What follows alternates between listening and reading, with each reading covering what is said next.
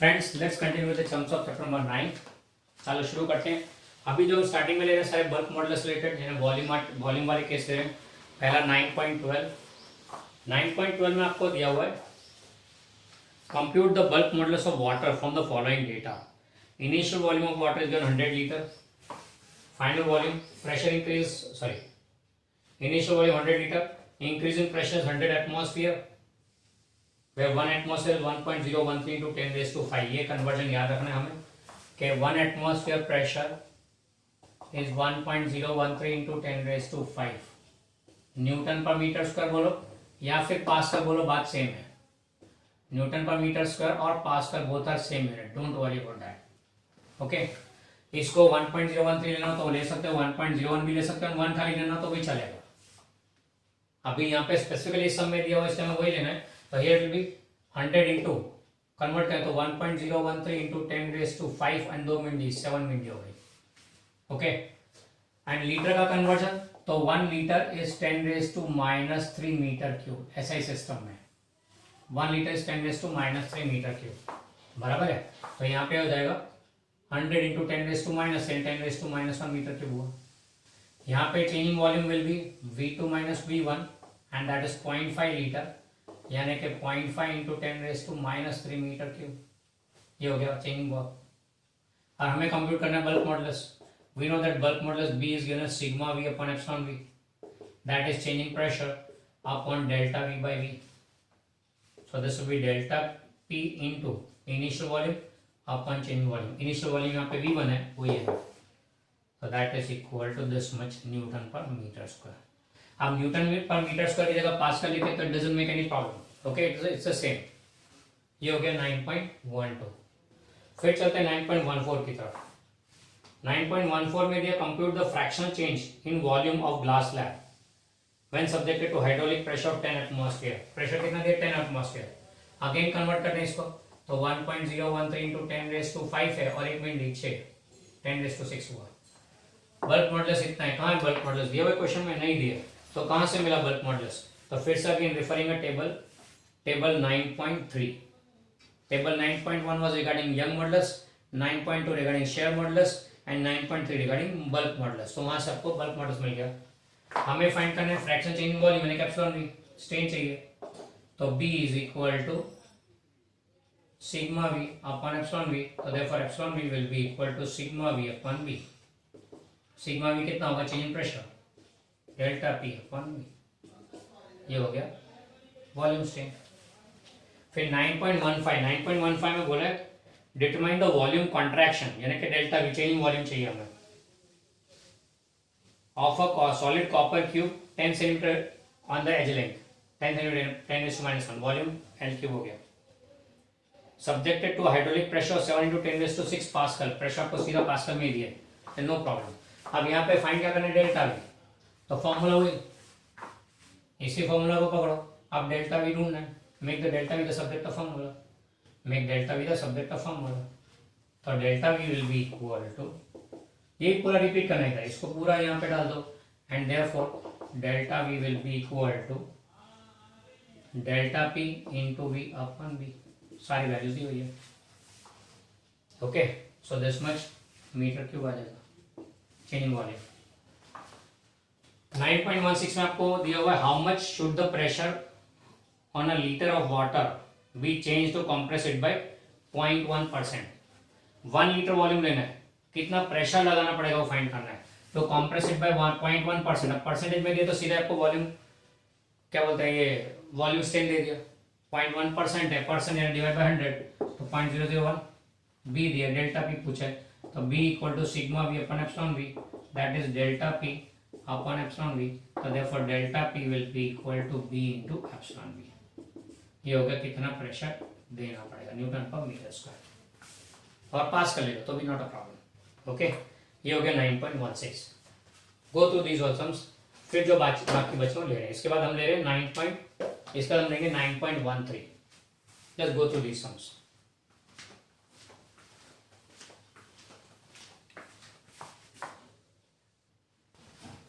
चलते हैं आगे 9.13 की तरफ। क्वेश्चन में दिया हुआ है, जरा ध्यान से पढ़े थे क्वेश्चन को, but your given is what is the density of water at a depth where pressure is 80 atmosphere? Given that its density on the surface is 1.03 into 10 raised to 3, 103 नहीं है, 10 raised to 3 kg per meter cube. Surface पे density 10 raise to 1.03 into 10 raise to 3 kg per meter cube है water की. तो at a depth of 80, at a depth where pressure is 80 atmosphere, कितना density होगा वो find करना है. Okay, तो सम कुछ ऐसा बोल रहा है कि ये सी सरफेस है, वाटर. अब सरफेस पे प्रेशर P1 1 एटमॉस्फेयर होता है, एटमॉस्फेयर प्रेशर होता है सरफेस. यहाँ पे डेंसिटी ρ1 दी हुई है 1.03 into 10 raised to 3 kg per meter cube. हमको बोला जहां पे प्रेशर P2 80 एटमॉस्फेयर हो वहां पे डेंसिटी कितना होगा वो फाइंड करना है. बल्क मॉडुलस वाटर के लिए आगे दिया हुआ टेबल में देखेंगे तो टेबल 9.3 रेफर करें तो bulk modulus given 2.2 into 10 raised to 9.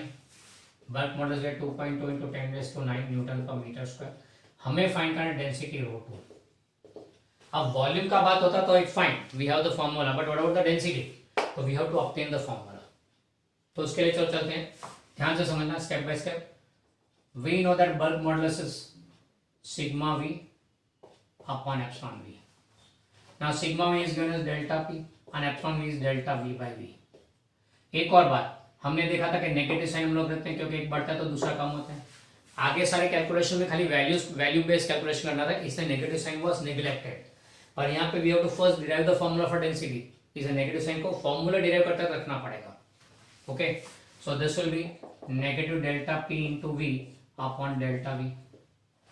Now delta V को लेफ्ट साइड पर लेते हैं तो therefore B into delta V is equal to minus delta P into we.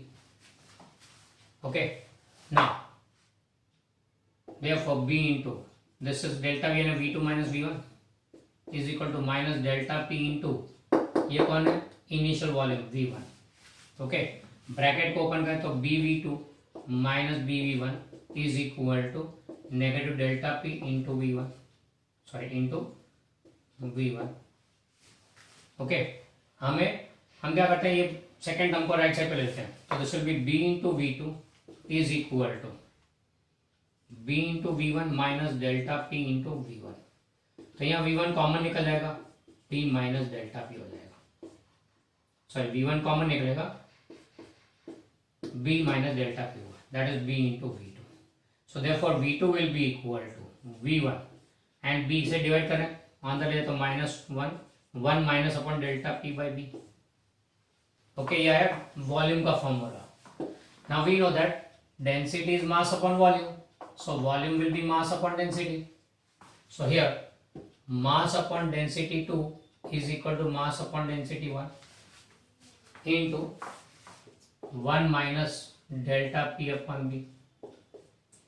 अब ये mm तो क्या, मास तो चेंज होने वाला नहीं है, मास तो रिमेन्स द सेम.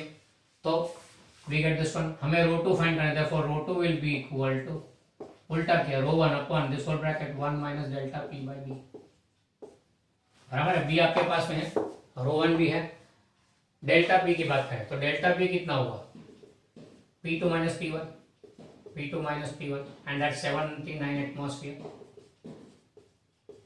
कन्वर्ट करें मीटर में, सॉरी एसआई सिस्टम में तो 1.013 इंटू 10 रेज टू 5 बराबर है इतना न्यूटन पर मीटर स्क्वायर. तो आई वुड एडवाइस पहले ये delta P by B calculate करके यहाँ रख दो एंड फिर सिंप्लीफाई करो, तब भी बेटर, क्योंकि 1 माइनस करना है ना इसलिए. ओके, तो this will be this much kg per metre cube. ये हो गया नंबर 9.13. वेलोसिटी का सॉरी वॉल्यूम का रिलेशन है और डेंसिटी लाना हो तो this is the method how we do it. इसके स्टेप्स पे खास ध्यान देना. जब वॉल्यूम जब तुम फॉर्मूला ऑब्टेन कर रहे हो तो minus sign has to be kept, but while doing numerical calculation, numerical values based calculation होगा तो ये नहीं करना, माइनस साइन निगलेक्ट करना है. आगे के सारे समय माइनस साइन निगलेक्ट किया था, क्यों? क्योंकि वहां पे numerical calculation, value wise calculation था, वहां माइनस की जरूरत नहीं थी. यहाँ पे फॉर्मूला डिराइव करना था, इससे माइनस रखना पड़ना था. Okay, so that's regarding exercise का 9.13. फिर चलते हैं 9.10 के लिए. 9.10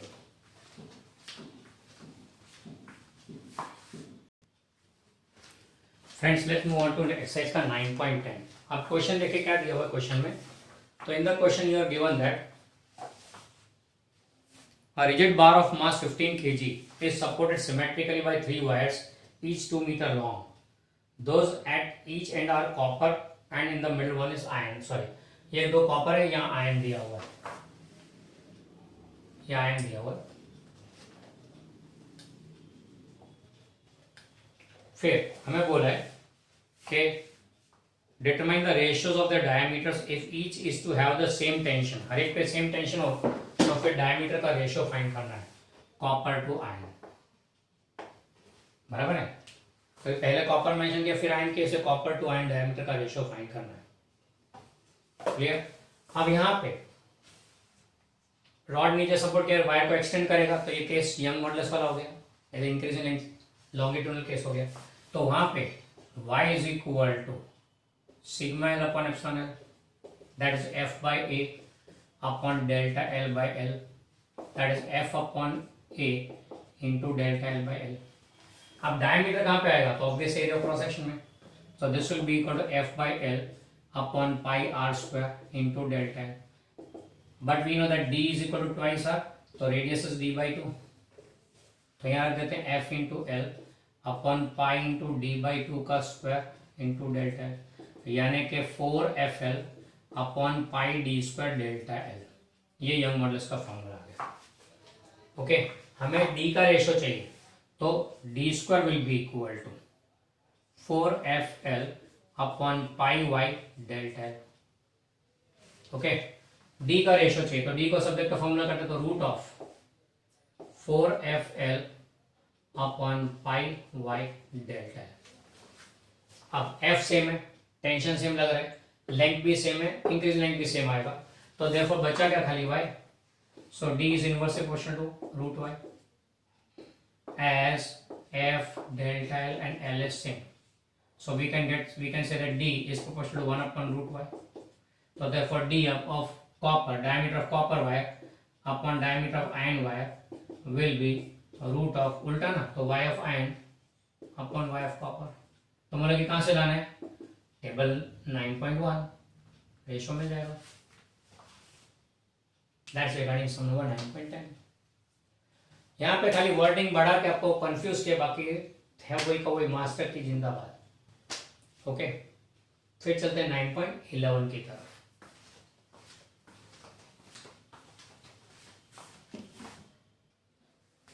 सब चलते हैं 9.11 की तरफ. 9.11 को अगर रीड करें तो सम कुछ ऐसा बनता है. A 14.5 kg mass fastened to the end of a steel wire of unstretched length of 1 meter is whirled in a vertical circle with an angular velocity 2 revolutions per second at the bottom of the circle. In angular velocity at the bottom of the circle is 2 revolutions per second. The cross-sectional area of the wire is 0.065 centimeter square. Calculate the elongation of the wire when the mass is at the lowest point of its path. अब यहाँ पे क्या दिया हुआ है? एक wire है, steel wire, उसके नीचे एक मास टाई किया है, कितना? 14.5 kg. बराबर है. Now it is whirled in vertical plane, circular path पे वर्ल्ड करते हैं, वो यूं घुमाया, बांध के फिर यूं गोल घुमाया, वर्टिकल पाथ पे, वर्टिकल सर्कुलर पाथ पे घुमाना. ओके, हमें बोले कि लोएस्ट पॉइंट पे होवे, we are said that when it's at the lowest point how much is the elongation in the wire. Wire के लेंथ में इंक्रीज कितना? मैं तो बोलूंगा why should the wire length increase, why should the length of wire increase? Because some tension force acting on it. कौन सा force लगेगा? तो लोएस्ट एंड पॉइंट पे जब होगा तो mg है डाउनवर्ड डायरेक्शन में, वो तो always there.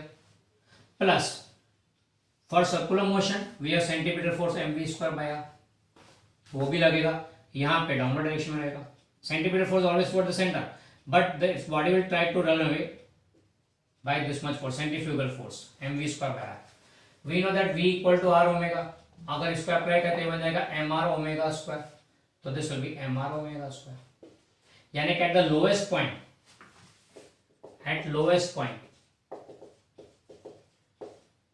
force acting F will be equal to mg plus mr omega square. Omega के टर्म्स में. अगर आपको लीनियर स्पीड दी होती तो mv स्क्वायर बाय r लेते. तो इतना टोटल फोर्स लगेगा लोएस्ट एंड पॉइंट पे। ओके, सारे डेटा है, एम है, आर है, ओमेगा है, जी भी है। ओके, ये फोर्स लगे। अब ये फोर्स के कारण वाई का लिंकिंग इलोंगेट होगा। इलोंगेशन कैसे ढूंढेंगे? तो Y equal to sigma L upon epsilon L, that is F upon A upon delta L by L, and this is F upon A into delta L by L.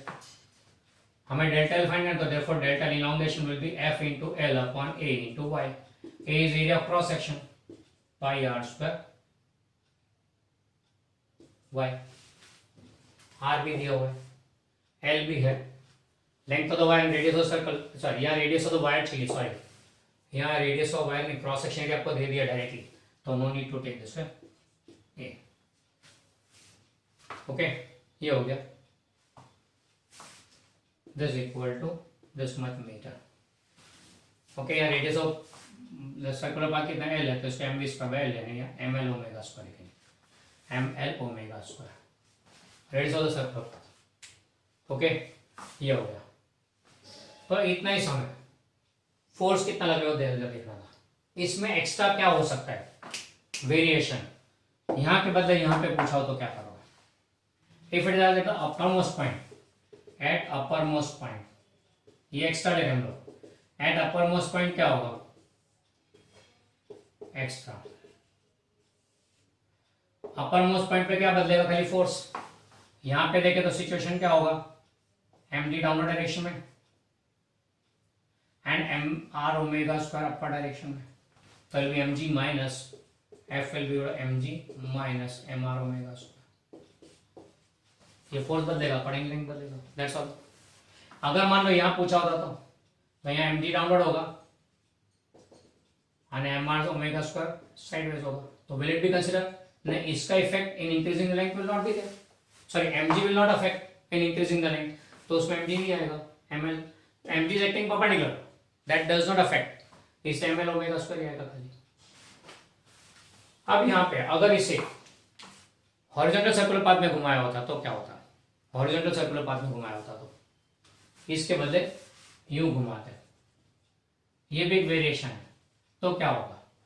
M G downward not affecting M R omega square outward, that's all, M R omega square लगेगा। खाली इसको अगर horizontally घुमाया होता तो इतना फर्क पड़ता है। Okay, clear? इन सब में यहाँ पे एंगुलर स्पीड दिया हुआ है, इससे ओमेगा के टर्म्स में लिया, अगर लीनियर स्पीड दिया होता तो ये फॉर्मूला देखा एम वी स्क्वायर में। क्लियर? तो ये हो गया sum number 9.11। That completes the exercise numericals of chapter number 9। Chapter number 9 के सारे सम्स खत्म हुए।